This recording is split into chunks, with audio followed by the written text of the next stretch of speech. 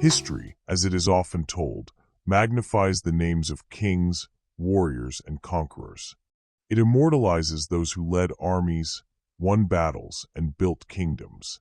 Yet in doing so, history often forgets the figures whose sacrifices and courage laid the foundation for such greatness. Behind every towering leader, there is often a guiding hand, a nurturing presence, or a protector who ensured that leaders' survival against impossible odds.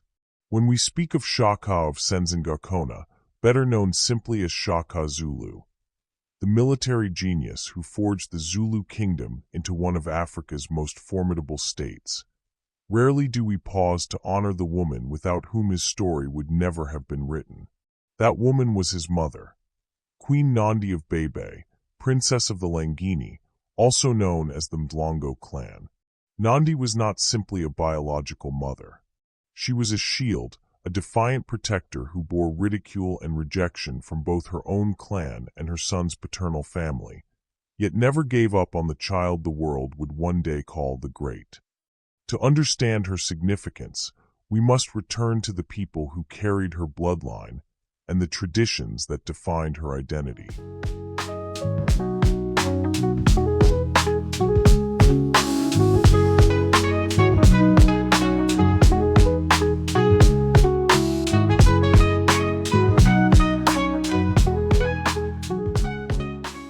Among the Nguni-speaking peoples, Zulu, Xhosa, Swazi, and Ndebele, the clan was of supreme importance. A clan name was not just a surname but a lineage, a marker of descent from an ancestor, and a living thread binding individuals to a greater community. Clans determined identity, marriage, and alliances, carrying with them totems and praises that declared, "This is where we come from. These are the forefathers who gave us life." Nandi's people, the Mhlongo or Langeni, proclaimed themselves the children of the elephant. The name Mhlongo derived from Mhlongo in the Soto tongue, meaning elephant. The elephant was a powerful totem across Africa, revered as a symbol of kingship, strength, wisdom, and patience. To be of the elephant was to carry royal dignity. Indeed, in their praises the Mhlongo trace descent to Kulamini, son of Malandila, the progenitor of the Zulu. This tied them directly to the broader royal house of the Nguni.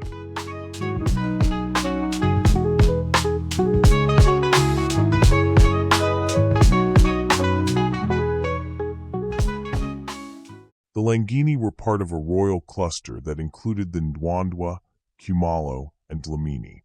Bebe, Nandi's father, is remembered as connected to the Ndwandwe house of Langa, father of the formidable Zwide.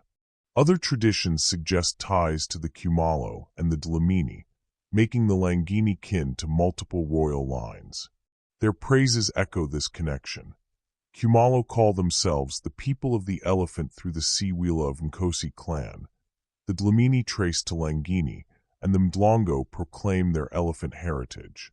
Born into this matrix was Nandi, daughter of Bebe, sister to Mgabi, and aunt to Makadama, who became a prominent Langeni leader. Nandi grew up in a kraal where discipline and tradition were central. Princesses in Nguni society were strategic assets. Through marriage they forged alliances and secured peace.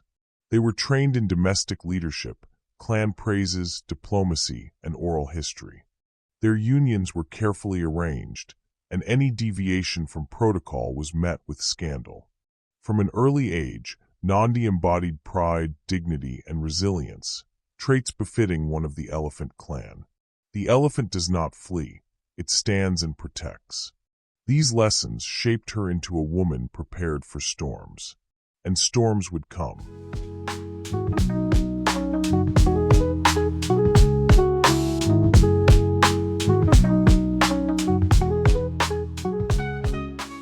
Her path crossed with Senzangakhona, son of Jama of the Zulu clan. Their union was passionate but forbidden, breaking clan protocols.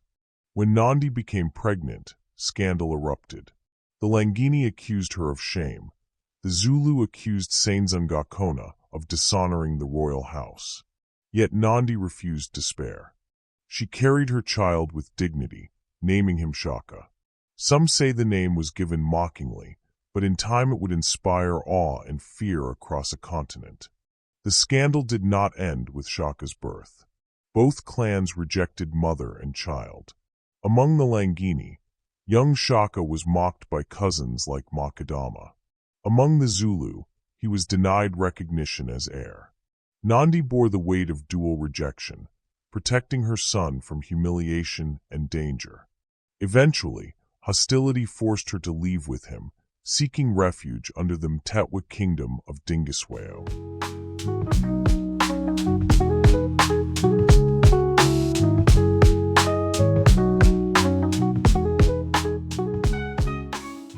What seemed exile was in truth destiny.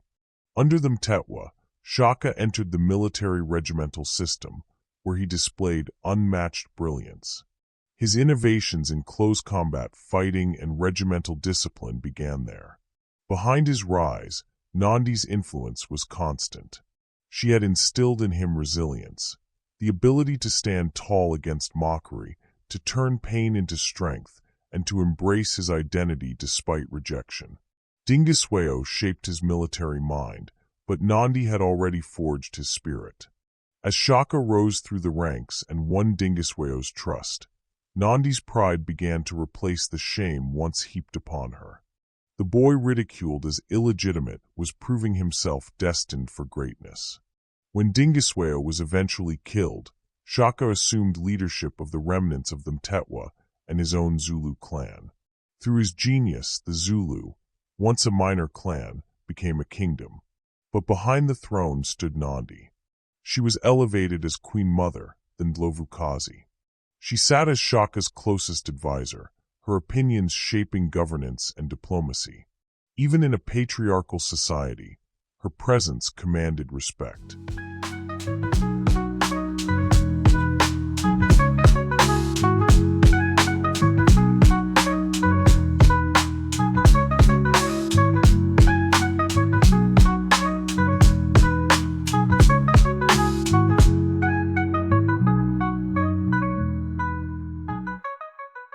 Nandi's story is one of resilience, quiet power, and enduring dignity. She represents countless women in history whose sacrifices laid the foundations of kingdoms, yet whose names are overshadowed by the men they raised.